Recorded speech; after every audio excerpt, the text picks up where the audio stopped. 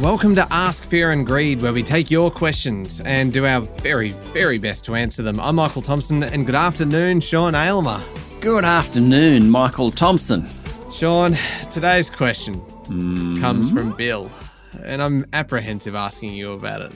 And look, Bill has sent this in via LinkedIn, and there's a bunch of ways that you can do it. You can do it on LinkedIn, you can do it on Instagram or on Facebook, or you can head to fearandgreed.com.au and send your question in there.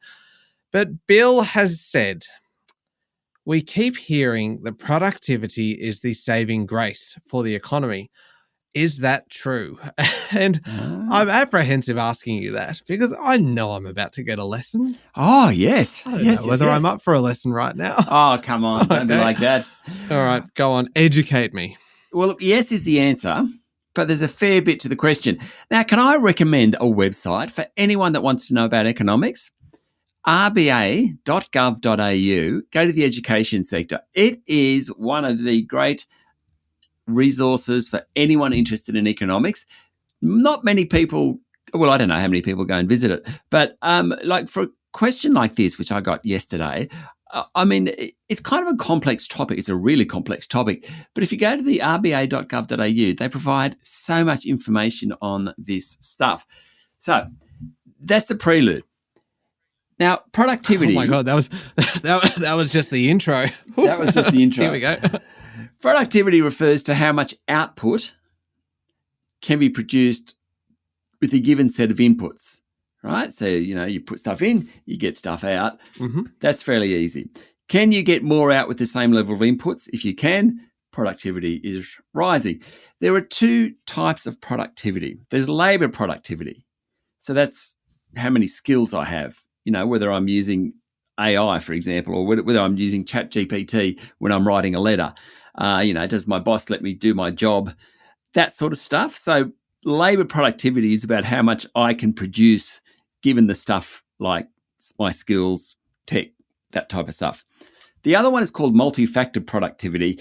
Don't be scared off by that term, though I did spend a number of years at university very scared by that term. But multi-factor productivity, it's basically output per unit of all the inputs combined. So that is, labor is one of those, but also, the capital, the tools you're using, all that sort of stuff. I mean, it can include the services that you have access to do your job. It can include the energy you're using, all that. So multi-factor productivity is kind of all the stuff that goes in to get an output. Labor is just me. It's what I put in to get an output. Really hard stuff to measure. In fact, the Bureau of Statistics often doesn't, well, in fact, there are a bunch of industries it doesn't measure productivity on because it's really hard to measure. And what we're talking about here is this a bunch of things which are really hard to measure the inputs and the outputs on both sides. The question is, why is it good? It leads to higher wages, number one. If I am producing more per unit of input, so for some reason my output improves, well, there's a reward for that. People are paying, let's say I'm making kites. I'm making 5 an hour rather than a 4 an hour, and everyone's buying them, or people are buying all those kites. I'm receiving a higher wage. That's a good thing. Actually, lower prices. Using that example, if you produce 5 kites, not 4 kites, you may decide, rather than taking the money, I will reduce the cost of each kite. So it actually lowers prices, or at least puts pressure on lowering prices. Higher profits. In a big company, productivity is improved. There's more money for shareholders or for whoever owns the company. They may take that and put it in the bank, but they also might invest it and get other stuff to make the company do better. You put all that together and you get stronger economic growth. It might be higher wages, lower prices, higher profits. What you do find when you there's a concept called the diminishing marginal return. So when you put an input in, you might get, 5 units back. The next one, you get another 5 units. The next one, you only get 4 units back. The next one, you get 3 units back. So kind of the more you put in per unit, you get less back. Why? Because, you're tired or you're... Think of it, when you have your first bite of an ice cream cone, fantastic. The second one, still pretty good. The third, by the time you're at 5 or 6, you think, oh, I don't really want this. It's the same sort of concept. So it's diminishing returns. See, if we had started with ice creams as our as our model here that we were using, I've actually followed you to this point. As long as there is not going to be a test at the end, please go on. There won't be. So what we're talking about, like labour and capital inputs tend to be subject to these diminishing marginal returns. So if you hold inputs constant, the more like labour or capital, the more input will lead to a smaller and smaller additional output. What productivity growth does is gets beyond that. So rather than having these diminishing returns, you're actually achieving higher returns, maybe constant, but maybe even higher returns.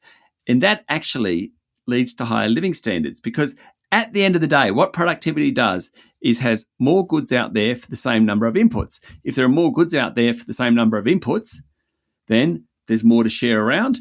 It's not inflationary, because it's not like we've pushed up the cost of them. There's just more output per unit of input. You think of the 70s or 80s or 90s when someone else, you grew up, Michael, compared to now. Productivity is the reason why houses now have 4, 5, 6 TVs, whereas when I grew up, we had one TV. That's a really tangible example of how productivity has improved society. Now, maybe TV watching is improving society, but you kind of get the gist of what I'm saying. All right.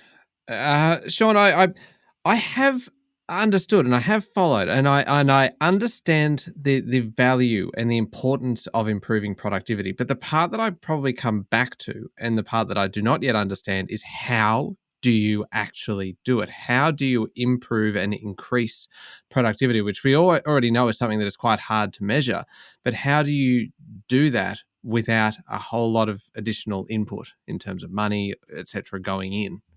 So in a really practical sense, you get productivity improvements when wage deals are negotiated.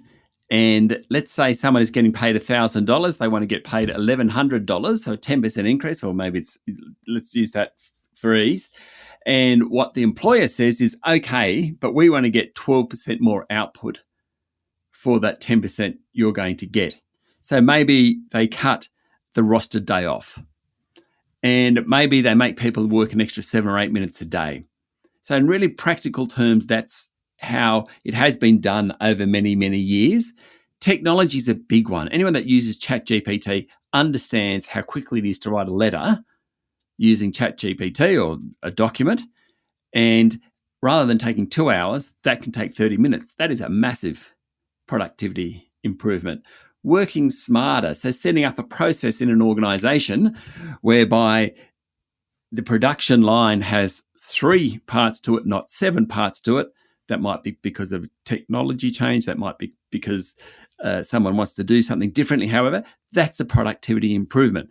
So it's broadly, the answer to your question is working smarter, but that manifests itself in many different ways through technology, through union negotiations, through managers just thinking, there's a better way to do it, through staff cutting out a process because they can get a product out quicker, that sort of thing. Oh, have you ever been at a dinner party and someone has actually asked you? When someone asks you about economics and you start talking, the person that asks you generally is interested, mostly. Yeah. But you see the people on either side of them, they start after about a minute starting to stifle the yawns. They go to their phone. Yeah. They sort of look for someone else to help them out. Yeah. Oh. One person actually died mid-conversation. Which wasn't very productive at all. I bored him to death. No, look, I think that was, I learned things. Good. I learned multiple things. Good. I think that was actually, Sean, a very productive Ask Fear and Greed. Excellent. I like it. Thank you for answering Bill's question. No problems at all, Michael. And Bill, thank you for the question. And if you have your own question, if there's something that you would like to know, then please send it on through on LinkedIn, Instagram, Facebook, or at fearandgreed.com.au. I'm Michael Thompson, and this is Ask Fear and Greed.